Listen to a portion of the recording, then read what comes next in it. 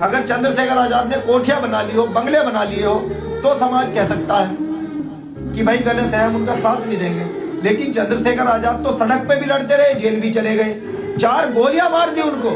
ये विधायक है, सांसद है, मंत्री है, मुख्यमंत्री, इनको तो कोई गोली नहीं मारता, क्योंकि चंद्रशेखर आजाद से खतरा है पूंजीपतियों को, अमीरों को।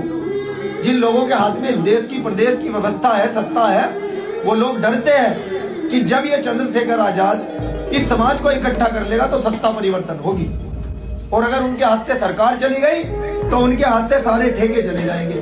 सड़कों के, मकानों के, गलियों के, लाइटों के कितने ठेके छूटते हैं इस देश में, ये सारे ठेके उनसे चले जाएंगे। फिर अपने समाज को भी फायदा मिलेगा, जो वंचित रह गए, जो गरीब रह गए, जो संसाधन विहीन समाज है। ये जमीनें आज जो दूसरे लोगों के पास 100 बीघे, 500 बीघे, 1000 बीघे है, ये सर पे उठा कर हिलाए कहीं से। ये जमीनें हम सबकी है। अगर सही तरीके से देश की आजादी के साथ साथ इस देश की धन धरती को भी बांट दिया जाता गरीबों और अमीरों में बराबर, तो फिर ये समस्या पैदा ना होती। आज ये हमें आरक्षण के नाम पर जो गाली दे रहे हैं कि आरक्षण की बदौलत इनकी नौकरियां लगी, आप जमीनें छोड़ दो, अपनी कोठियां छोड़ दो, आओ हमारे झोपड़ों में आओ, आपकी कोठियों में हम रहेंगे, आरक्षण तुम ले लो। हमें क्या शौक है आरक्षण लेने का? जो बड़ी बड़ी फैक्ट्री, अगर चंद्रशेखर आजाद ने कोठियां बना ली हो, बंगले बना लिए हो, तो समाज कह सकता है कि भाई गलत है, हम उनका साथ नहीं देंगे। लेकिन चंद्रशेखर आजाद तो सड़क पे भी लड़ते रहे, जेल भी चले गए, 4 गोलियां मार दी उनको। ये विधायक है, सांसद है, मंत्री है, मुख्यमंत्री, इनको तो कोई गोली नहीं मारता, क्योंकि चंद्रशेखर आजाद से खतरा है पूंजीपतियों को, अमीरों को।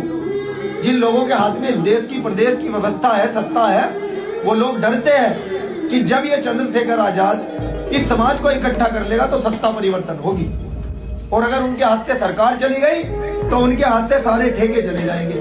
सड़कों के, मकानों के, गलियों के, लाइटों के कितने ठेके छूटते हैं इस देश में, ये सारे ठेके उनसे चले जाएंगे। फिर अपने समाज को भी फायदा मिलेगा, जो वंचित रह गए, जो गरीब रह गए, जो संसाधन विहीन समाज है। ये जमीनें आज जो दूसरे लोगों के पास 100 बीघे, 500 बीघे, 1000 बीघे है, ये सर पे उठा कर हिलाए कहीं से। ये जमीनें हम सबकी है।